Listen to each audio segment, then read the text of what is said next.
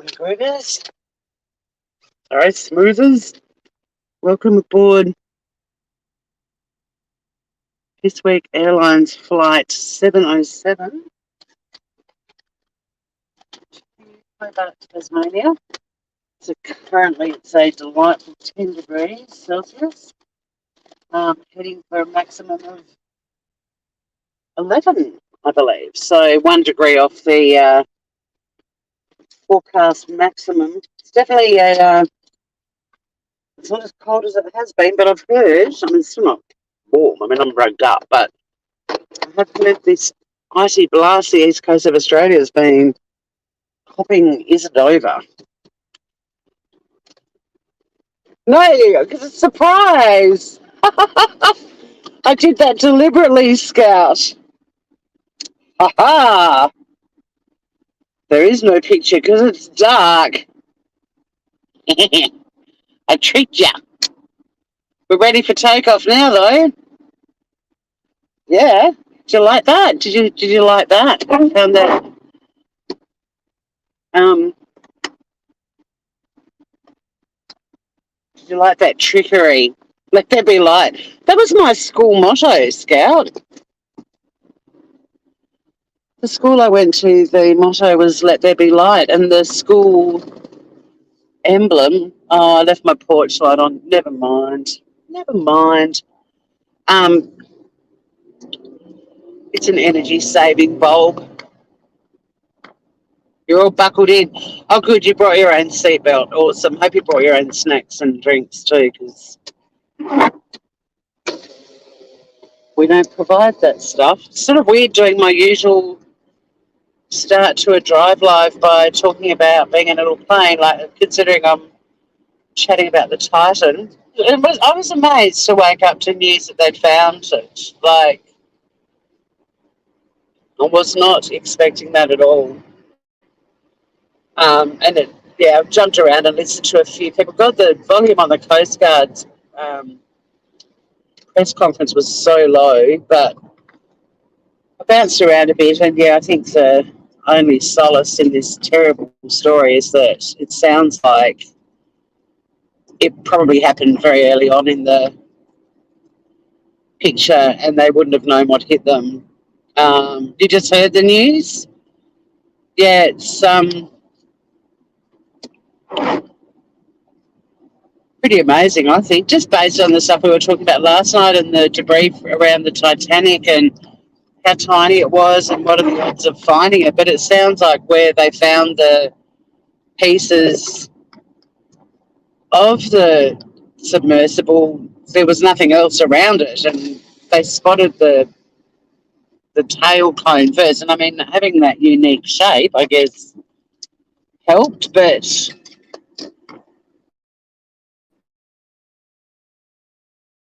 it happened pretty quickly. Like,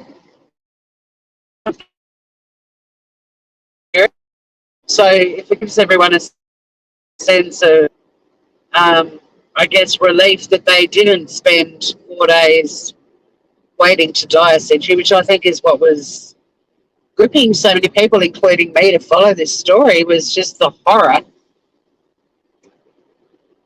It was very close to the Titanic. Was it like 1,500 metres? I think I heard.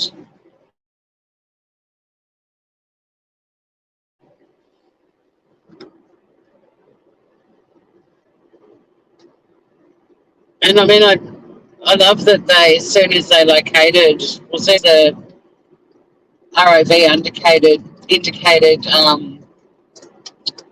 or picked up the pieces, like they contacted the families straight away to let them know. And I guess, I always try to find a silver lining in the moment. I mean, I think being into true crime, you have to learn from every story. You have to learn something. People's deaths shouldn't be in vain. But if it does, and I don't know how they ascertain it, but if it does turn out that it happened early on, and the reason they're saying that is because they had sonar equipment under the water that would have picked up any kind of implosion or explosion in the last few days, and nothing was detected. So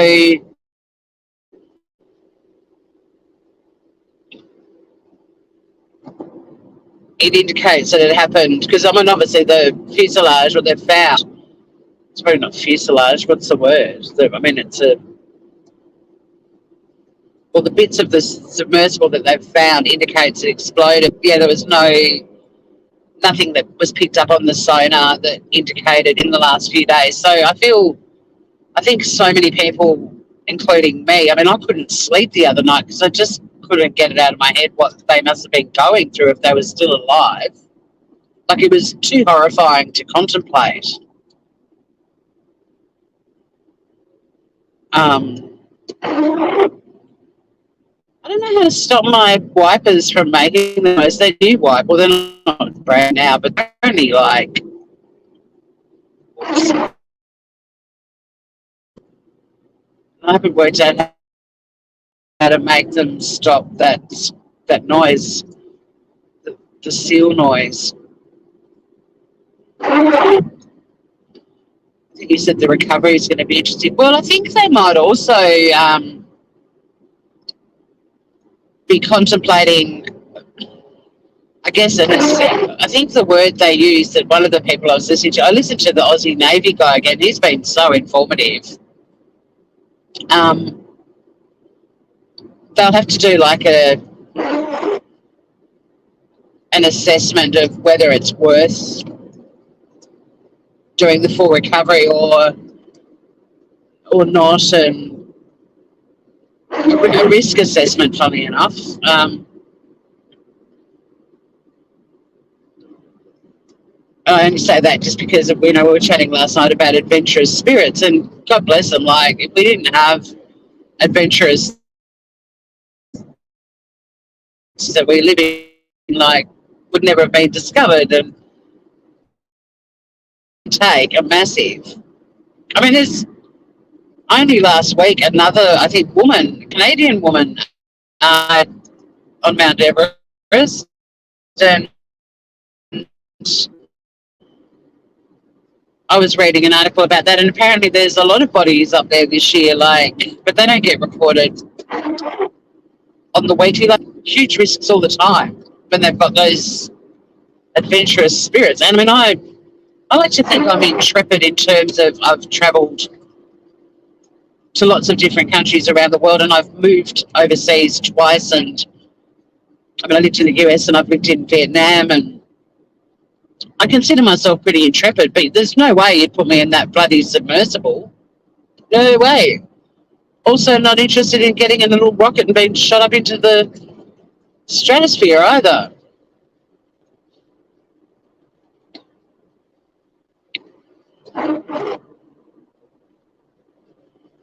I know the sounds from the wipers. I don't know how you fix it, and they're bloody. It made me laugh because I had to replace the windscreen, and they're Bosch. Like the brand that makes dishwashers and so. I mean, I've never been able to. Well, I've never owned a dishwasher, but I've never been able to afford a Bosch. Pretty posh. And it makes me laugh that my little 2009 car's got Bosch wipers on it. But they're squeaky.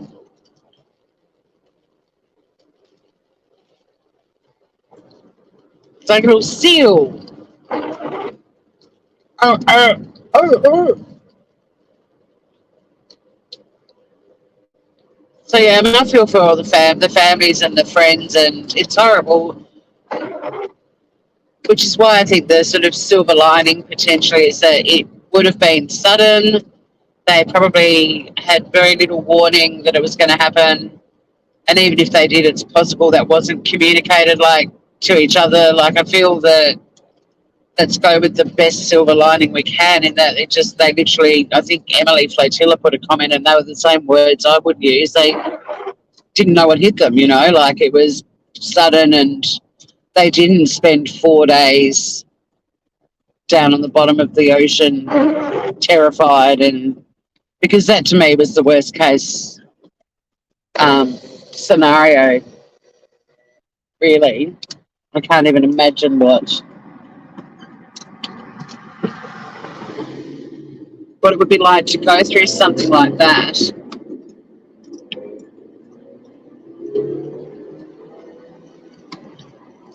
And then, when you hear of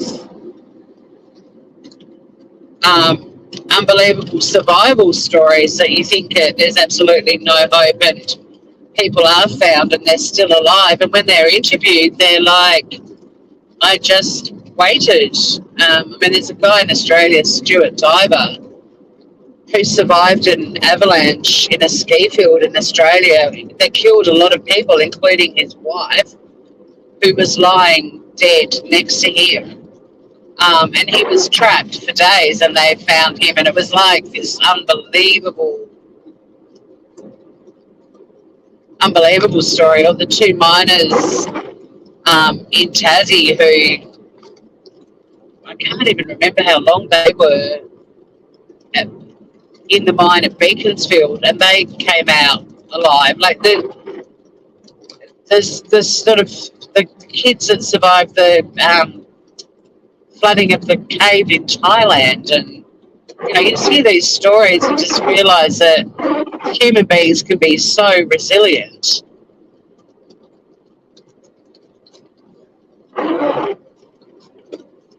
But the thought of these 5 people just basically waiting to die underwater, cold, dark, hungry, just, I think if it gives the family some solace that they didn't suffer for days, then I don't know, I think I'd feel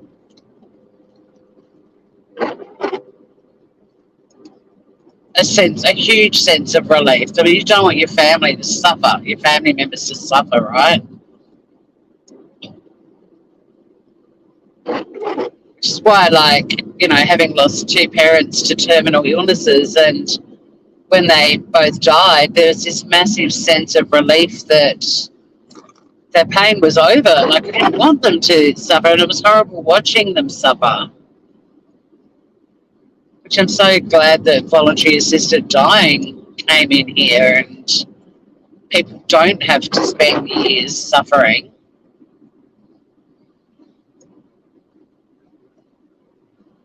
But I think too, in terms of a recovery, they're going to have to weigh up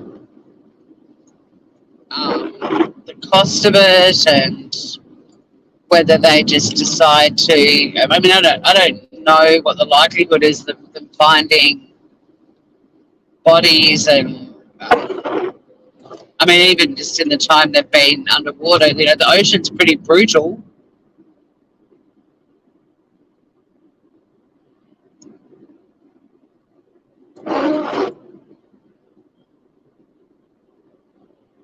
They find their cell phones.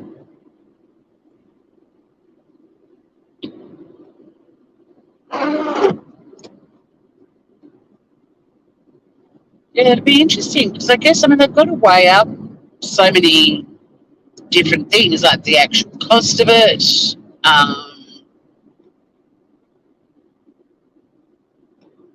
Who's actually going to fund it? I mean, there was something like 19 ships out there when they found the bits of the submersible, and so obviously, a lot of them are not going to be needed to stay out there.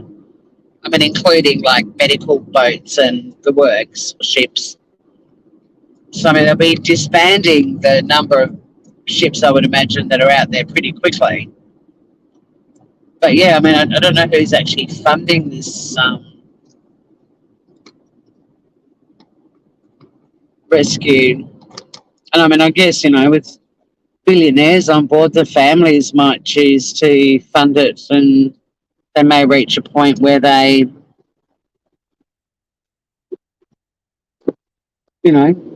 decide it's not, and the chances of finding them are going to be very remote.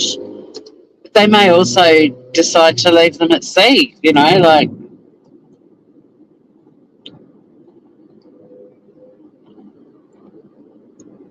I don't know what the odds are of finding them, but I do know the odds of finding them are very, I I don't think it's unlikely, 100% unlikely. I mean, you've always got to have a bit of hope, but yeah, the ocean and bodies.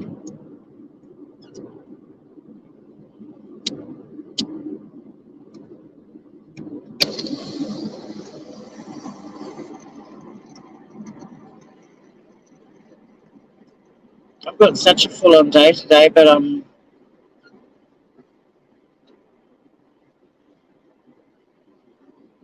actually looking forward to going into work now that we have heated throw rugs in our offices because our offices are so cold.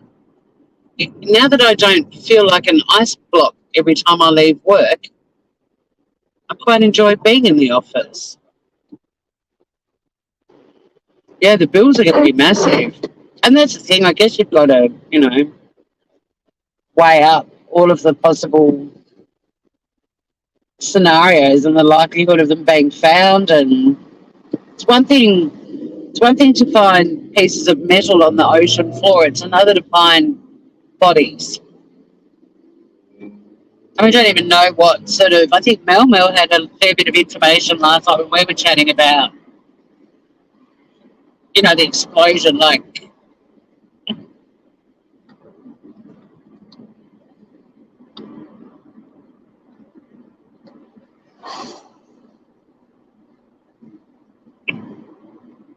but it was a fascinating story just in terms of how it gripped the world. And, there's a lot of commentary about how there's other atrocities happening all the time around the world and why they don't get the same amount of attention. But I do think it's up to all of us to give them the attention they're not getting. You know what I mean? Like, every horrible situation warrants attention and being discussed. And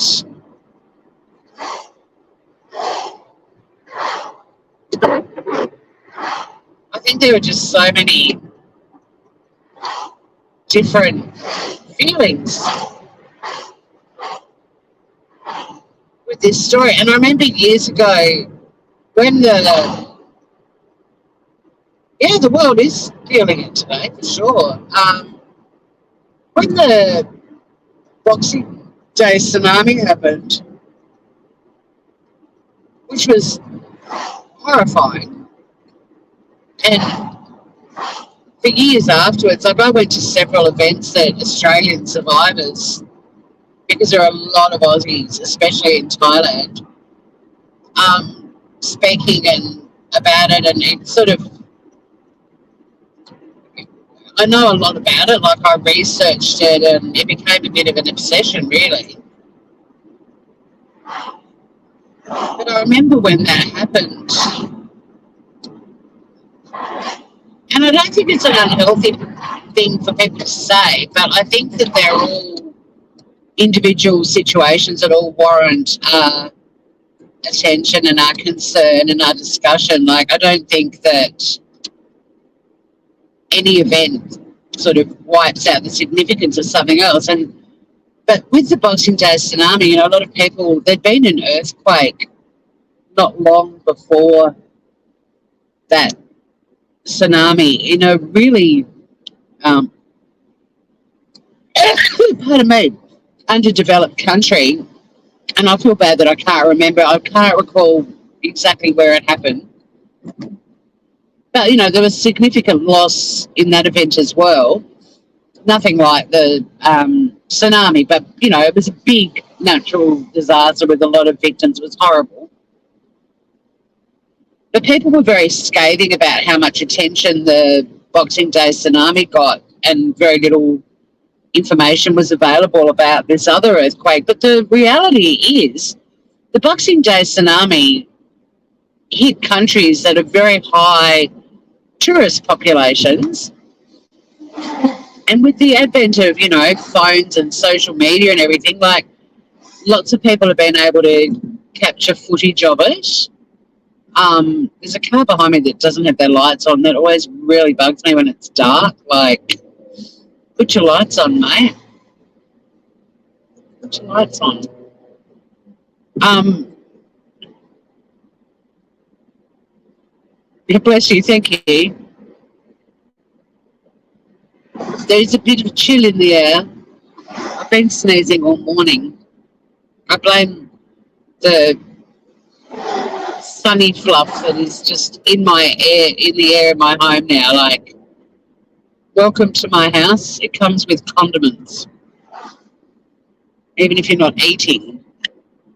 Like when my sister came over the other night, we were just chatting, and she ended up with some fluff. And you can't.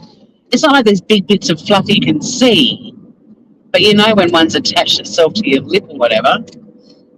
And I'm dusting and mopping and vacuuming constantly. And this floof ball just sheds the equivalent of herself every day.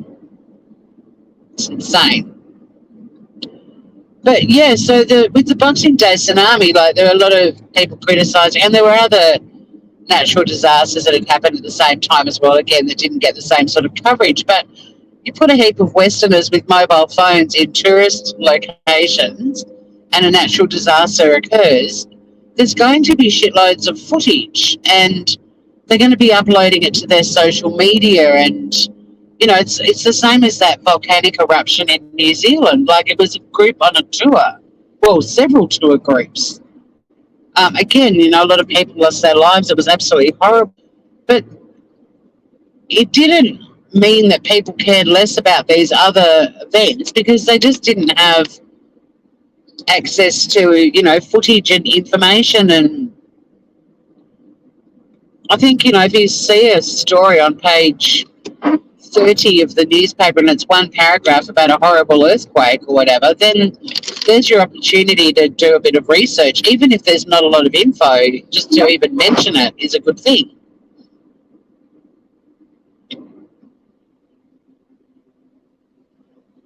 But the other thing too is, you know, human beings, we are intrigued by things that are not your standard news story. I mean, 5 people, including billionaires, heading down to check out the Titanic in a tiny little capsule that's no bigger than the car in front of me. Well, a bit bigger, but not much bigger. Like 24 feet or whatever. And this sort of, you know, untethered submersible technology is all pretty new. It's not stuff that we've grown up with. So there's that element of intrigue. Turn your lights on, dude.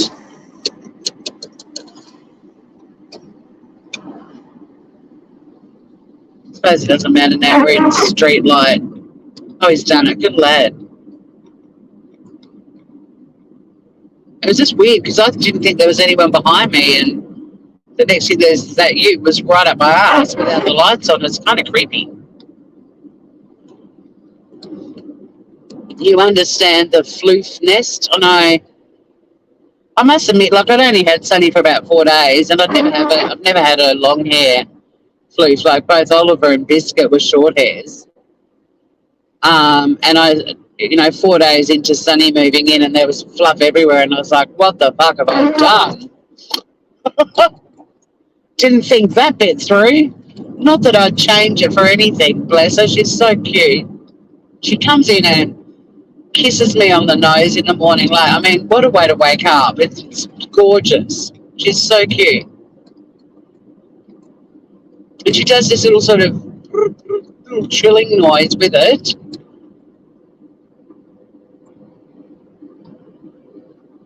It's so cute.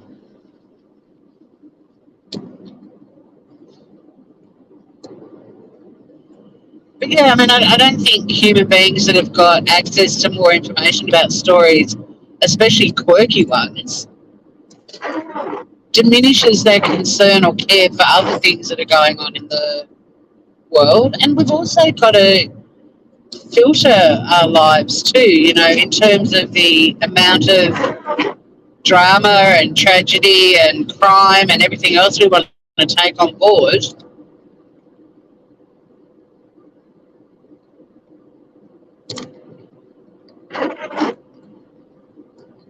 got to moderate how much difficult information we want to absorb and so on. But yeah, I think people can show more interest in other world events and at least mention that it's happened and talk about it. And it's not. I don't think it's humans not caring, but when you have things happening where there's technology, more people on the planet are going to know about it. It's just a fact of life. It doesn't diminish the fact that we're all horrified when we hear of horrible things happening in parts of the world where we don't get access to as much information.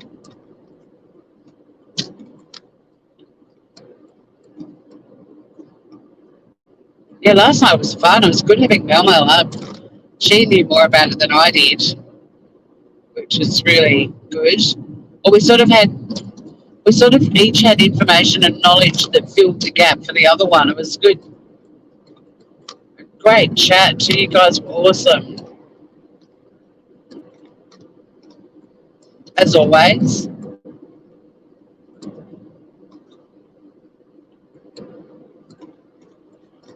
Best little communities on YouTube.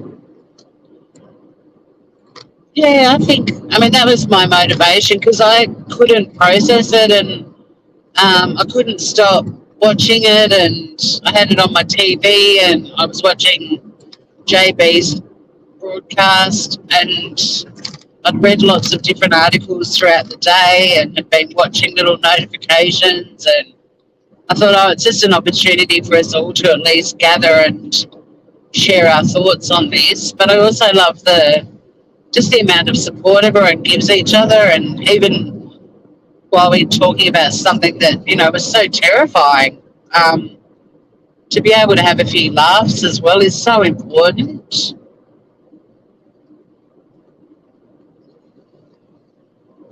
Yeah, we may be small, but we're lovely, and people can crack a joke and not get abused for being insensitive or, like everyone's able to be themselves.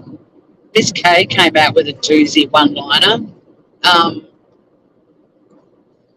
and so many different approaches. Like at the end of the day, everyone was concerned for them, um, but there were all those other questions like, what would possess somebody to do that? And yeah, I mean, when you've got that sort of money and you've got an adventurous spirit, of course you could do something like that. But you're also going to do it knowing it's an unbelievably risky excursion you're embarking on. And then, like we were chatting about last night too, then there's all these sort of stories flying around about, concerns about the company in previous launches. And, a waiver doesn't necessarily exempt that company from being sued. Any any clever lawyer will find the loophole or a different charge or whatever to go after them.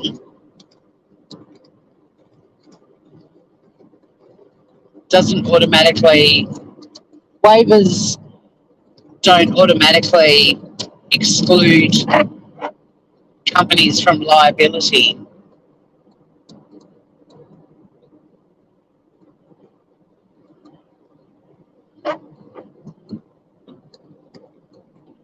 Because waivers will often have a clause that's something on the lines of, the company will adhere to all safety standards, yada, yada, yada. I mean, one of the things that will be a hurdle with a lawsuit, if there is one, is that it's been an underregulated, um, what's the word? Activity? Oh, did Jamin pop in? G'day, Gruber. There goes an ambulance. May you get to the hospital in time. Safe travels, ambulance. Um, but families don't necessarily opt for suing. At the end of the day,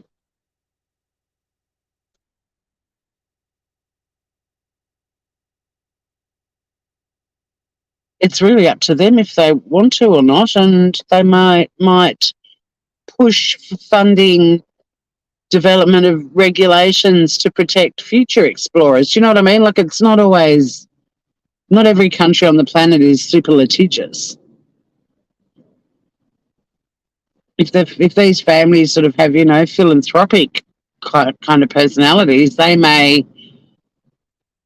choose to invest in, like I said, you know, bringing about legislation that regulates this sort of thing to protect future explorers.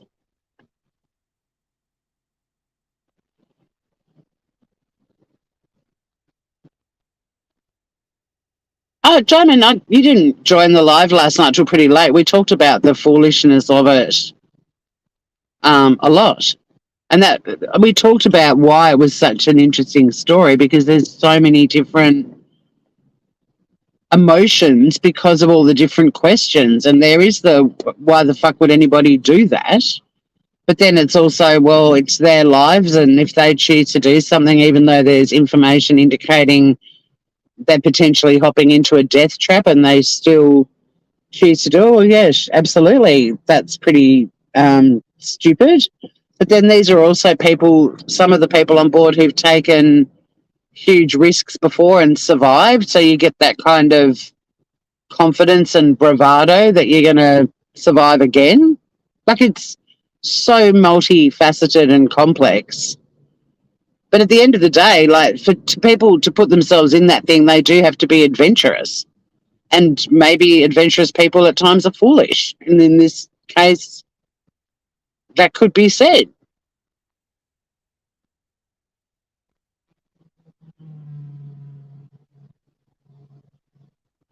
But they've also, you know, they took a risk and they've lost their lives. This morning, I'm more fascinated, to be honest. I didn't expect them to find anything so quickly.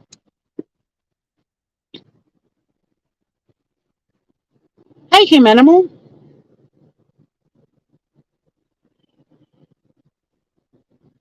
But I think that's why the story gripped so many people because, well, in my situation, I'm not going to speak on behalf of anyone else, although chat last night, everyone, including Mel Mel, seemed to be in the same boat. Like, there were just so many different emotions and questions and what the fucks and whys, and the terrifying thought of them surviving for 4 days, just waiting to die. Like I said at the start of this live, I think the only solace in this story for the families and friends of the 5 passengers is that it sounds like it happened really early on, like on day one, and it was sudden and they probably didn't know it hit them.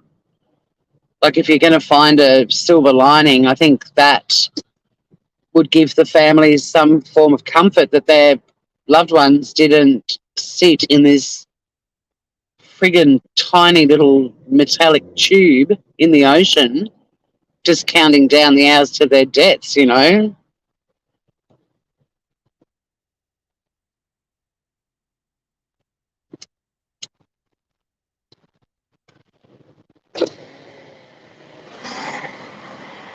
You know, and I mean, it's going to be an interesting story, I guess, in terms of as more and more information comes to light and so on. And, you know, the foreseeability of it is obviously a huge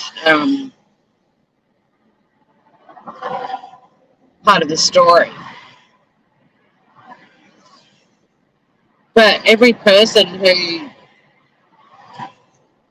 decides to climb Mount Everest knows that that mountain is a graveyard of people who tried to climb Mount Everest. I mean, someone died on like last week, and the Sherpas were saying there's literally hundreds of dead bodies up there at the moment. Like,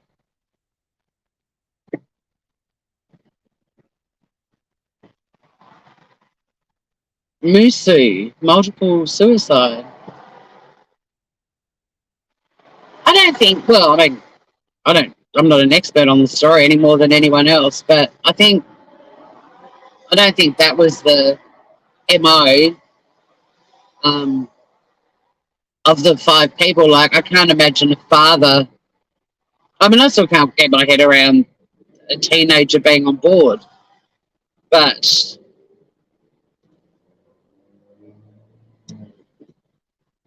adventurers take massive risks knowing that they might die doing it, and sometimes the risks are way bigger than others. And yeah, the foreseeability of this one, based on some of the information that's coming out, we also don't know how much of that information is like credible or verified. Like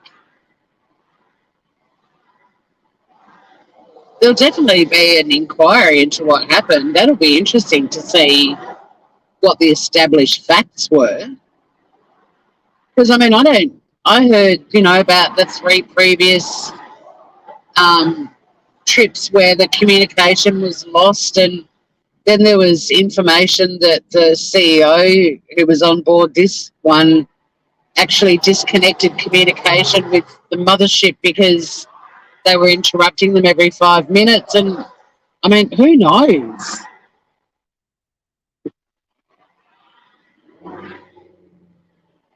But then there's also, like we were talking about last night too, like you couldn't pay me to get into something that you get bolted into and then just plonked in the ocean.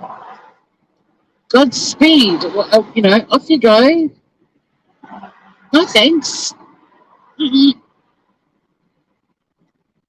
I keep trying to think if there's a story that I know and I can't recall it. I can't read chat now till we get to the car park readers. So I'm not ignoring the discussion in the chat, but we'll get a bit of time in the car park. Not as much as we usually do. There's a lot of traffic this morning, and not the best conditions. So everyone's being responsible, thank God. But where was I going?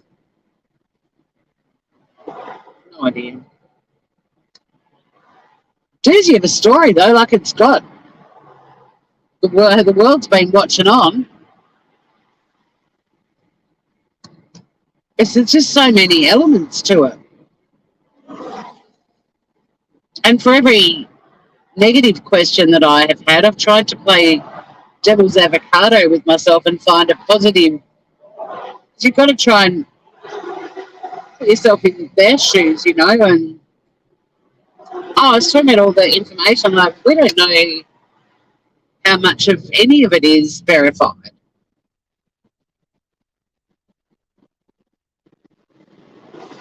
I mean, just look at the emphasis that was put on the reports that heard knocking 2 days in a row, but now they're saying it's most likely that they perished on the first day. So that knocking noise that was heard on 2 days in a row, it sounds like there's no way it was them. And the reason they're fairly confident that they perished on the first day was because they'd had sonar equipment in the water and it would have picked up an explosion, and that they've deemed, based on the debris that they've located, that it exploded. I'm not in my comfortable lane. I've got to get in my comfortable lane.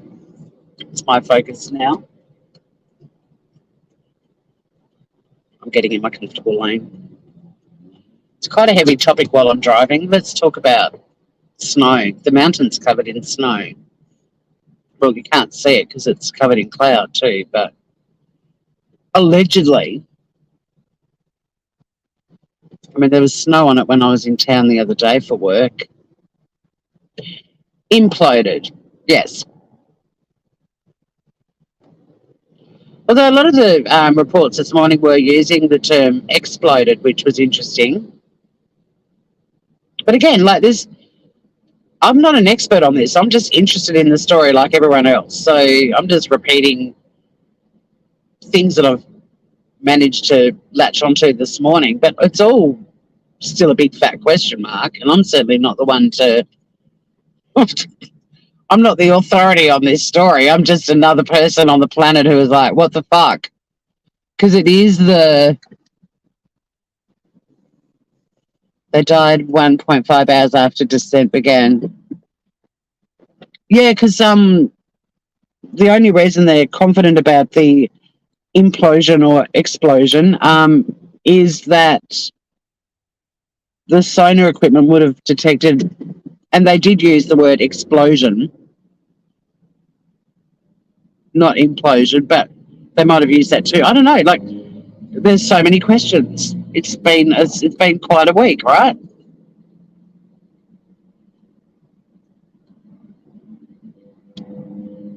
Doesn't take away from all the other stories from around the world that are fascinating, horrifying, terrifying, tragic.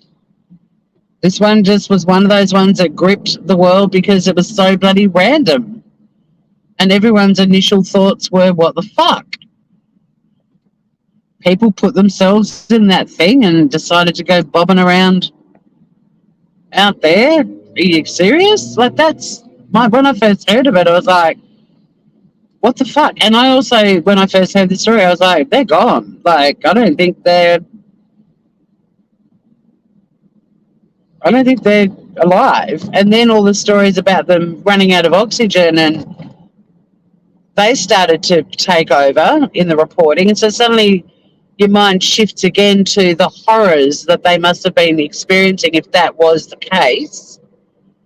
Like, every twist and turn in this story just got worse and worse. And there's so many unknowns to everyone because it's not like this is a commonplace thing. It's not like people are jumping in submersibles the world over and it's technology that we've all grown up around. So there was this whole component of it being the most obscure and fascinating story because it was just this unfamiliar territory, and then, oh my God, I've just discovered my dress is on back to front. I mean, it looks the same from the front and the back, but yeah, I'm going to have to rectify that. I was like, what's scratching my neck? It's the tag on the back of my dress on my neck. Yeah, okay, at the front. Um, and I think that's why it became such a big story because there were just so many. I mean, even the fact that there were billionaires on board, like, I don't know about you guys, but I don't know any billionaires personally. I met a few when I was in Singapore. I met a lot, actually. Like, pretty much everyone in Singapore is a millionaire or a billionaire. Otherwise, they live in Malaysia, just overseas.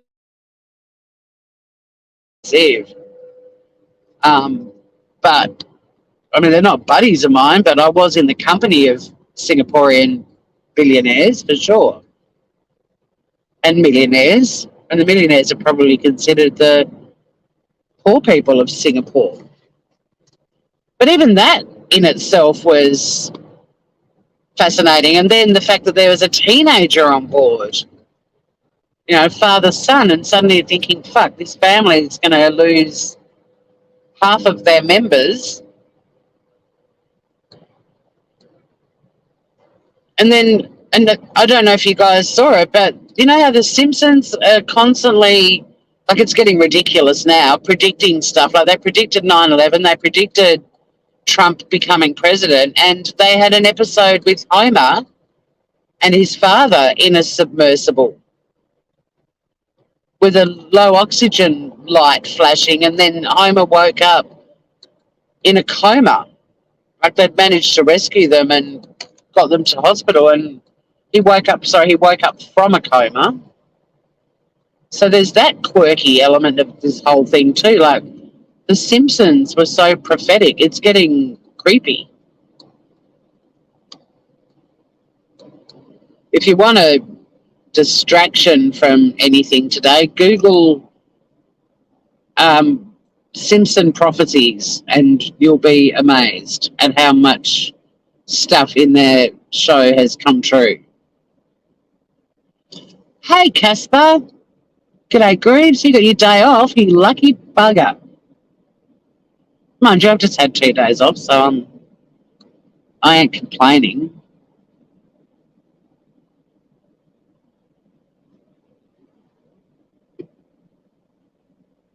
But yeah, make the most of it, mate. I think you guys are doing all right weather-wise, but the rest of the east coast of Australia, whoa, It's been cold. Mind you, Canberra, -7 the other morning. Get out of here. No, we didn't get to -7. People go, Tassie's cold. Well, yeah, Canberra, -7. Hello. But they were saying don't get comfortable because it has actually turned. Like it's a very tropical 11 degrees Celsius right now.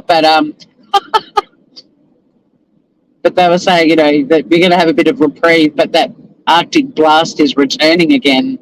It has been very, very cold. Mind you, I've got the fortune of having a warm home and warm clothing. I really felt sick the other night. It was so fucking cold. That all the homeless, and we've got so many more homeless people now that are just sleeping out on the streets and in tents and stuff, and just how fucking cold it was. Brutal, absolutely brutal.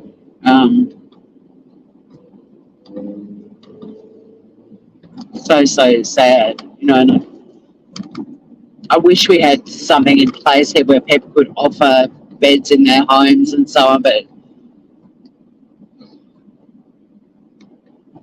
there's no way. I mean, I've sort of spoken to the community group down where I live, and as far as they know, we don't have any homeless peeps sort of, sleeping in parks and stuff down where I live. But man, if we did, I'd be going around and asking someone if they needed a warm bed for the night. But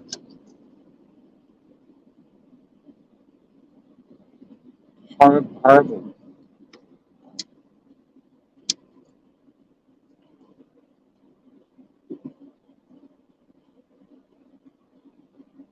Yeah, the sub thing. I know because we covered it on Batshit yesterday morning, and Finn asked a question to me, which was, would you rather go down in a sub or up in a rocket? And I was like, send me up in a rocket. Like if I've got to do one or the other. Yes, both of them are claustrophobic nightmare stories, situations, but at least in space, that view, like the last thing you saw before you went boom, would be pretty amazing. And Finn was the same. He wouldn't do the ocean. Mel last night was saying she won't even, like, she can't even cope with her head going underwater for 15 seconds. Jamin wants a good -30 in 2 meters of snow. Jamin, you're a snow bunny. I mean, it makes me laugh, Jamin. People in Australia go say about Tassie, like where I am, about how it's so cold because we are the southernmost state of Australia and we are closer to Antarctica than they are. Um, but I mean, there are bits of Tassie that did go below zero the other night, but they're like remote western, like west coast parts of the state, not this part of the state. And I always say to people, like mainlanders, I'm like, have you been to Canada when it's -30 or Mongolia when it's -30? Like, you guys don't know what cold actually is. Like, yeah, we put on a slightly warmer coat and scarf and beanie and go, brr, it's cold. But realistically, it's nothing like cold in other parts of the world.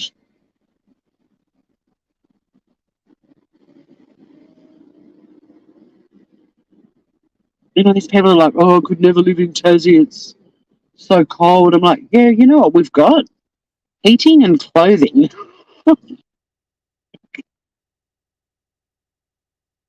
If you're going to walk around Tasmania in a bikini in winter, you're going to freeze. But I wonder if I can sort out my dress in the car. Maybe I'll do that.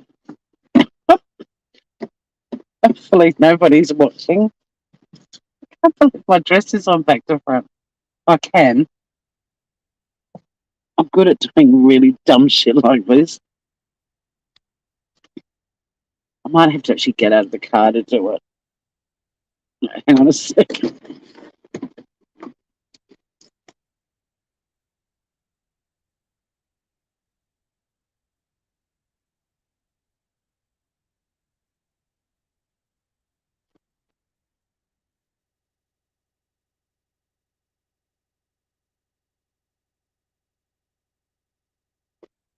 It's actually a jumper dress, so like it's got a turtleneck. It's black.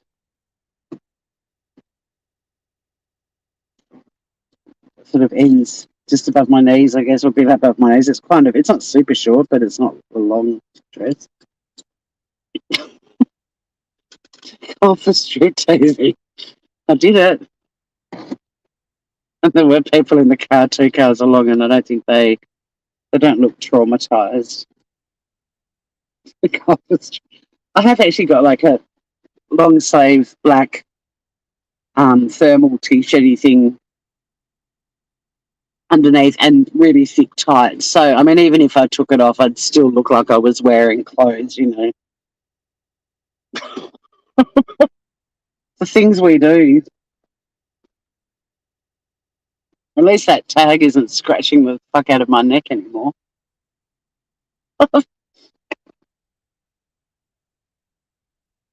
Hey, wake the truck up, America. Oh, people in chat don't know that story that I shared yesterday.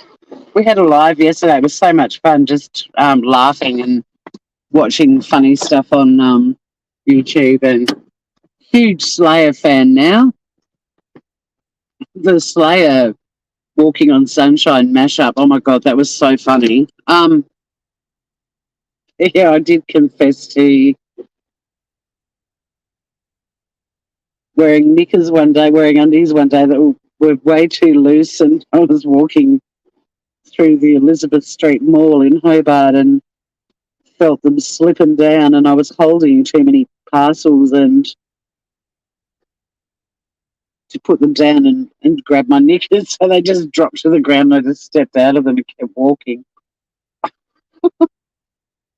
But it's definitely too cold for those sorts of shenanigans today. Wake the truck up. But yeah, I just got out of my car and completely spun my dress around 180 degrees. But you know, you got to do what you got to do. Oh, you guys are funny.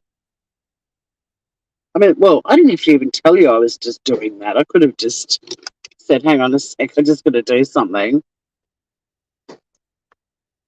Um, all right, let's have a look.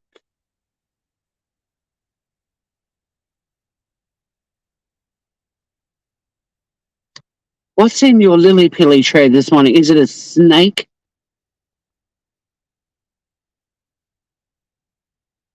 I'm curious too. What's in Hum Animals' lily pilly? You won't guess. A cruise ship? So don't choose. G'day, Grooves. You live in Tassie if it weren't so good. When people say that, we're like, okay, fine, whatever. We don't care.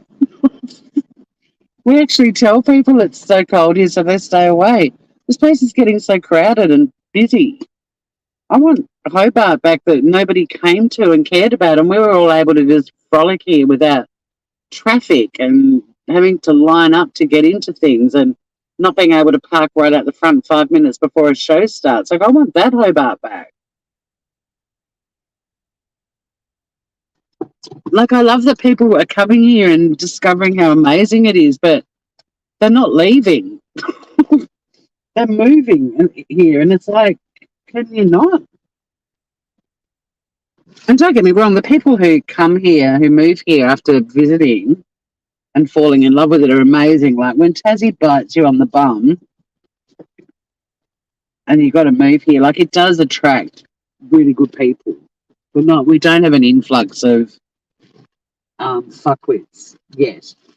That's not to say we won't, but for the most part, the people that move here because they like us and they get it. They want to live on this island and eat amazing food and drink fresh water and breathe fresh air and not have the pressures of living in a huge city. Although the way everyone's businesses are going down here at the moment, it is like we might as well be in Sydney. We're just not getting the Sydney salaries for the amount of work we all do. But yeah, I'd love a bit of slow bar back. Thank you. I liked.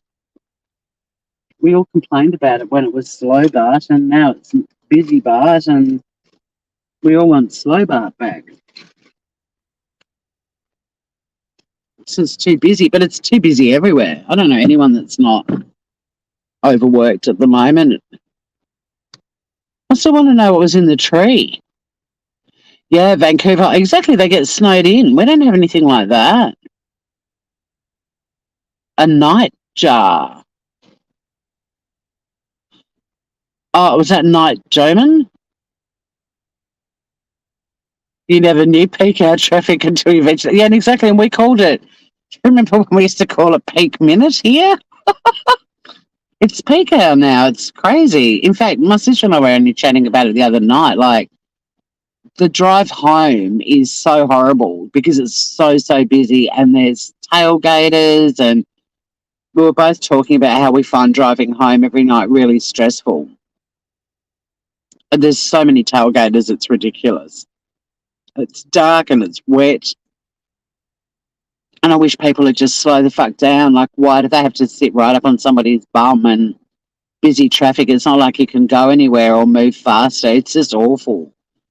And my hands are just constantly gripping the steering wheel because you're on bloody high alert.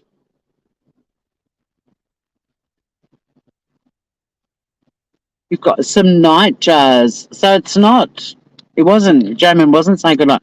I don't know what a nightjar is. What is a nightjar? Finn was saying Sydney's the second most expensive city in the world, and I Googled it while we were live, and Hong Kong wasn't number one, Singapore was, and Sydney was like 17 on the list, but I didn't want to get into a debate, so I dropped it. But it depends on the source, but I looked at 3 different sites, and none of them had Sydney in second spot. Because to be honest, when I go to Sydney, even though the like accommodation in hotels and things like that is always way more expensive, it's a type of owl. Oh, cute. I love driving in Melbourne. Well, I used to because they were so defensive. Now I wouldn't. But back in the day before Melbourne got so crowded, I love driving in Sydney too. But yeah, I mean, with Sydney, like food and stuff, it's cheaper than here. So's Melbourne. The cost of living is cheaper, and the salaries here are way less. So we've got a higher cost of living and shittier salaries. Sydney is, and Melbourne is, but we don't honk our horns constantly like New York. Like, that was the one thing I remembered from New York, was just like, do people ever stop honking their horns? Just felt like it was a constant symphony. Like, I was walking on the footpath in New York and the cars were not moving and they were all leaning on their horns beeping, and it's like, what are you guys doing? Like, here, if people beep their horns, it's, because they're either saying g'day, we do this sort of, it's like a g'day, or see you later, or we lean on the horn because somebody's pulled in front of us or whatever. But I couldn't work out when I was in New York why people were just leaning on their horns because they were all in traffic that wasn't moving. It seemed really odd to me. What's it meant to do? It's not like anyone's going to be able to move anywhere anytime soon. It's a type of medium-sized nocturnal bird, an owl, but it lives on insects. I'm going to have to Google them. They sound cute. You're a beep beep girl? Yeah, they do. I mean, but that was sort of part of the New York vibe too. But it was weird to me because it's not like we do that here. Like, if someone's leaning on their horn here, you know that someone's just done something risky and they're, possibly put a driver in a bit of danger, and that's why it's kind of like a fuck you when we do it. Or when you're leaving a friend's house, you do the little toot toot like I just did. They're cute looking. I'll have to check them out. Nightjars. I've never heard of them. You learn something new every day, right? I mean, this week I've learned you couldn't pay me any amount of money to get in a friggin' Titan or any other submersible. No, no, thank you. Mm-mm. Nay, I'm fine.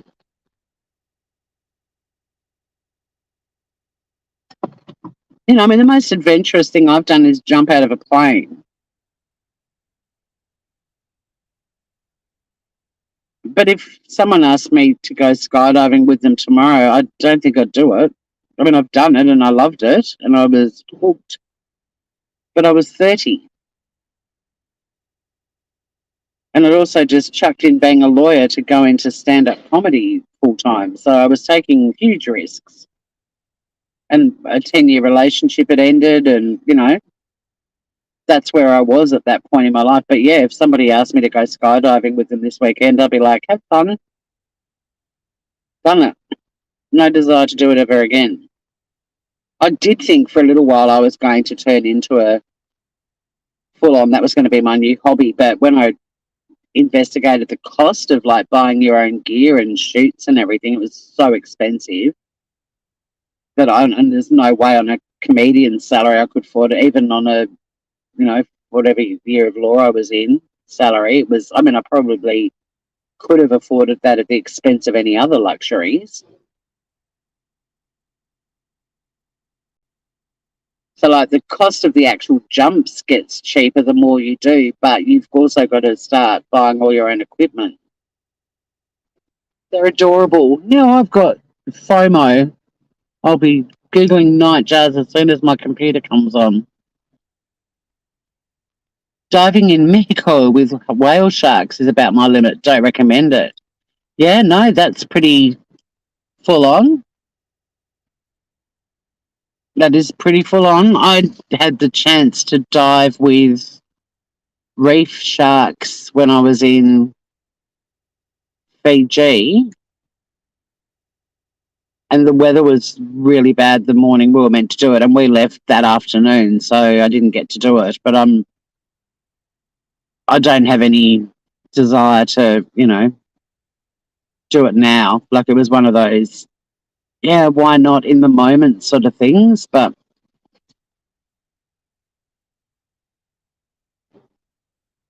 I mean, I think it's good for us all to do something adventurous and scary and challenging in our lives. But some people have just got that, call it adventurous, call it foolish gene, that they will really push the limits. And they know when they're doing that, they're taking massive risks. But I wonder about that kid, like, he would have had to have signed that little waiver as well. Like, is this a kid that was just like hell bent on doing it, or was it a father son bonding thing, or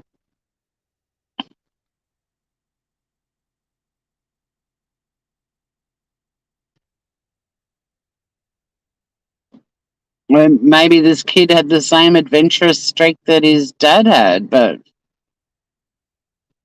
I feel so much for that family, like losing two members of your family would be tough, especially the father and son, like the poor mother and daughter that have survived this. And then there's another thing about this story too, which I think was captivating, is just there's the whole Titanic element of it as well. I mean, it's essentially an underwater graveyard.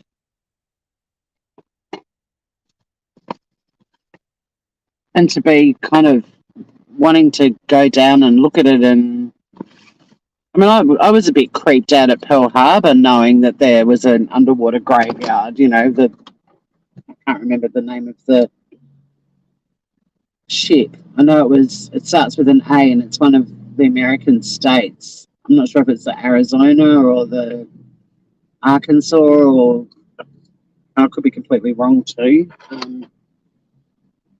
But, just being on a little boat on the water above it, knowing that there was a massive grave, basically an underwater grave directly below you, was pretty confronting.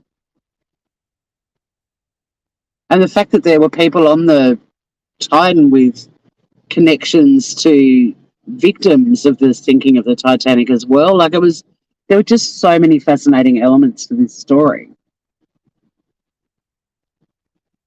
It was one out of the box, like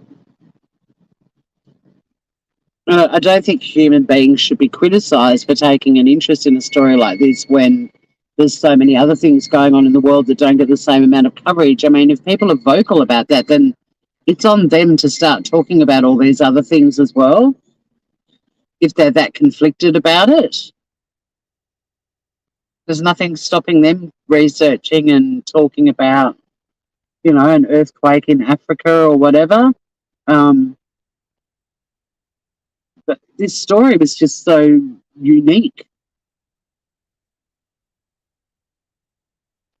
I can't recall another story in my lifetime that I would consider to be on a par with this one.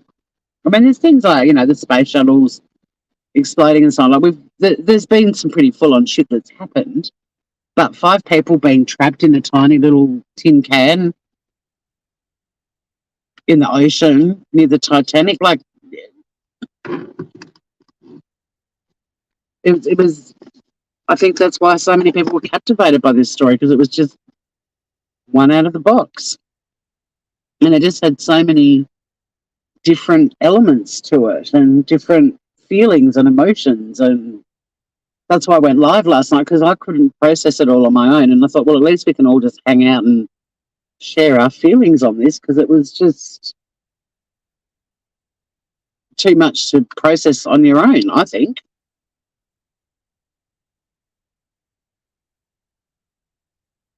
Because, you want to be empathetic and sympathetic, but you also want to go, what the fuck, why would you even do that? And then you're conflicted for having thoughts like that, and yet they're natural thoughts to be having, and then just putting yourself in their shoes, thinking they're still alive and running out of oxygen, and the horror of that. And then all these bits of unverified information that were coming out, like, how the conditions were appalling, and they suddenly had this little break in the weather and decided to go. And then you've got to think, too, of the initial, I guess, excitement of these 5 people to want to be on it and thinking it was going to be this amazing adventure. And, there's so many different aspects of this story. Good, bad, and ugly. And now tragic, too.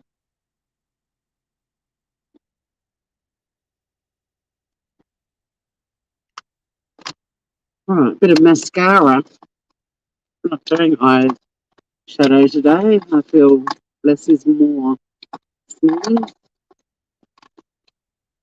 Also want to chat to you guys a little bit longer before I log off, baby.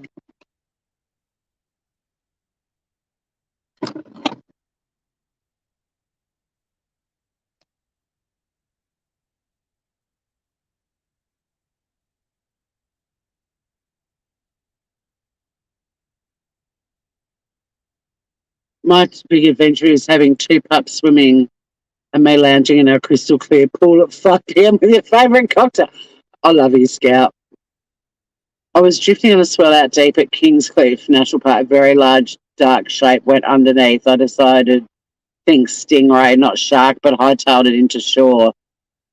Oh, you're on a mini Mao. Paddle like crazy. I used to have a mini Mao a long time ago.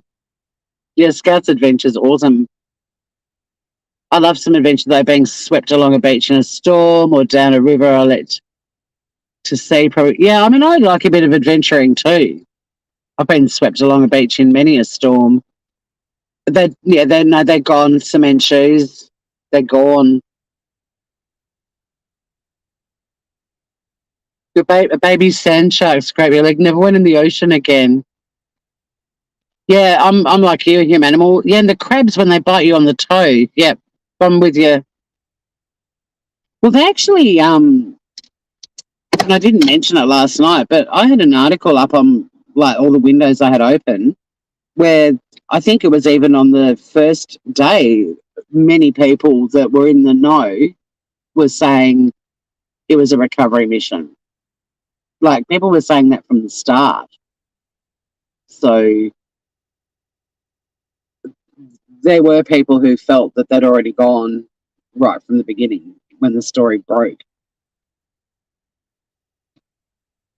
But again, I just feel if there's any solace for the families that they perished on the first day and it was instant and they didn't know what hit them, because I think up until it was found, we were all really struggling with the concept of them being alive and just stuck in this horrible little thing, knowing that the oxygen was going to run out, and then, gradually people would have potentially started dying and others were still alive, and just the horror of that.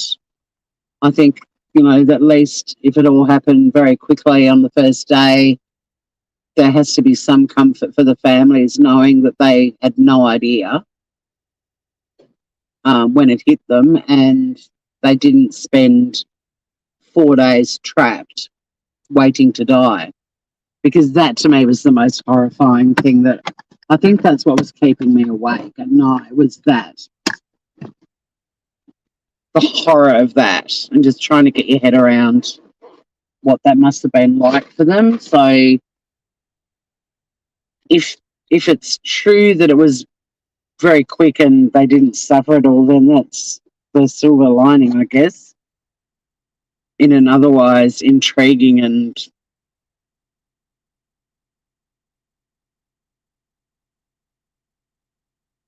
terrifying story, really. I want to be a scout adventurer today. I want to float around in a pool with a cocktail. Thank you very much.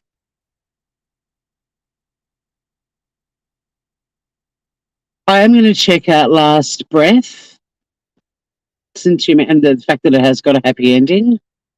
No, I don't think anyone's surprised, Cementures. I mean, the odds of them being alive and found alive were, because even when they were, the countdown of oxygen diminishing and eventually running out, when they were at that point yesterday, the reality was, even if they located the Titan intact, the amount of time it was going to get to bring it to the surface and then unbolt it and get them out of there wasn't enough oxygen left for them to even survive that. So that was pretty horrible thought. Like, imagine being in it and you've got half an hour of oxygen left, and the next thing you're being pulled up, but it's going to take 4 hours to get you up there and another whatever period of time to get you out of it, and you don't have enough oxygen. That would be revolting. You finally got somebody trying to help you and you still can't survive that. That would have been fucking horrible.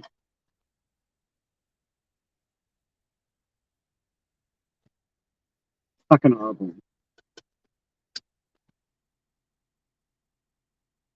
All right, I've got 5 minutes.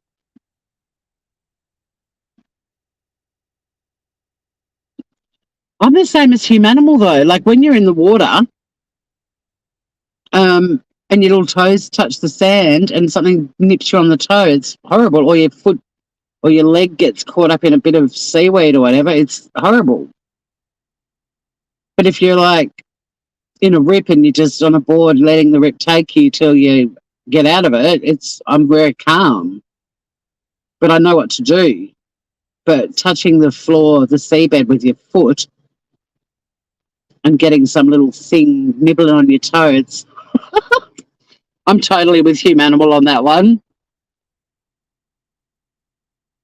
Yeah, well, implosion, explosion, I've seen that word being interchanged all morning.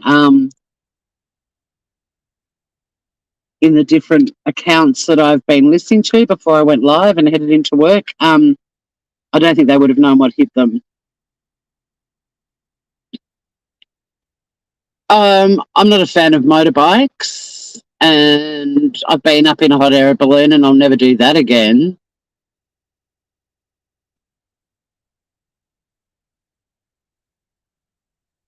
Oh, we've got toxic shit on land and in the water, mate. I mean, just living in Australia is a daily adventure. It's a survival challenge. Yeah, obliterated in a microsecond, didn't feel a thing, terrifying in itself, but painless and no pondering time. Yeah, we're very similar human. We all know seaweed.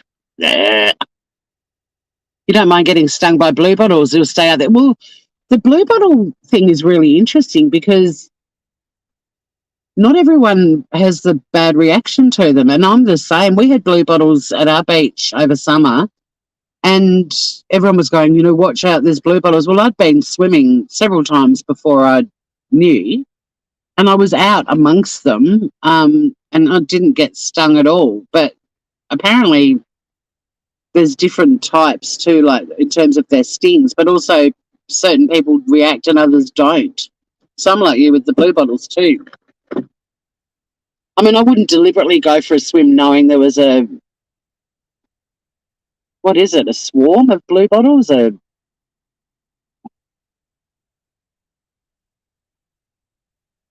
It hurts, but as long as it's not in my eyes, I know the limit of pain, and the salt water is soothing anyway. Yeah, well, I mean, what don't they say if you get stung to get into salt water? Like, it's kind of weird because you're in the salt water and you get stung, and then you come out and they're like, get back in the water where those blue bottles are. Is it a school of blue bottles? But also the ones that we had over summer were tiny, like, you know, not much bigger than your thumb sort of thing. Thumbnail even, like they were tiny.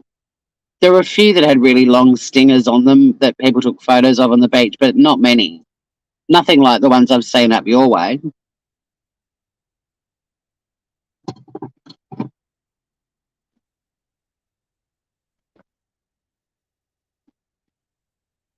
They're so pretty.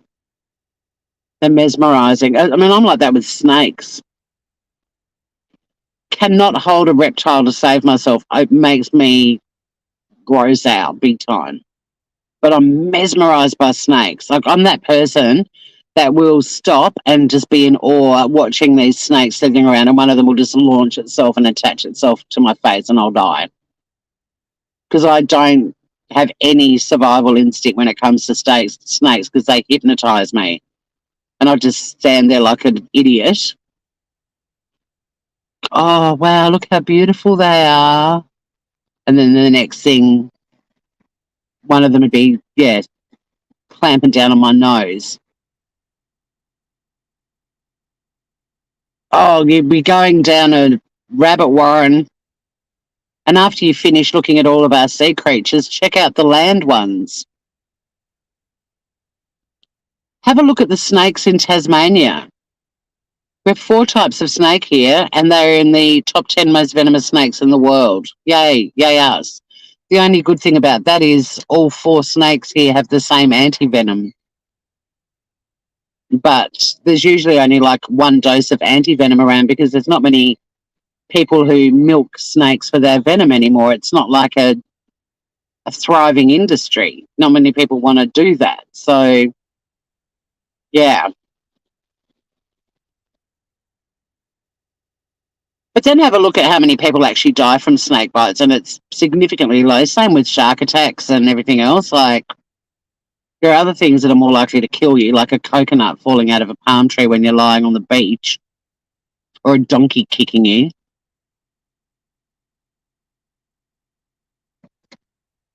But yeah, just being born in this country, you have to. We don't really. I haven't seen anything that could kill me apart from car drivers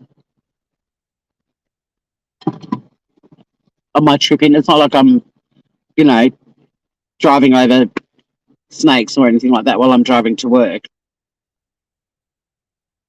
They're as wary of humans as we are of them. You have to be flown to the hospital next to the Bronx Zoo now if you get a snake bite. All right, I got to go. Fuck, it's 8:27, and I've just remembered I worked from home the other day, so I've got to set up my laptop and all that fun stuff. So I'm going to get the frog out of here. Thanks for hanging out, guys, and I'm relieved that there is an outcome. They're not waiting for like the next 10 years to find out what the fuck happened.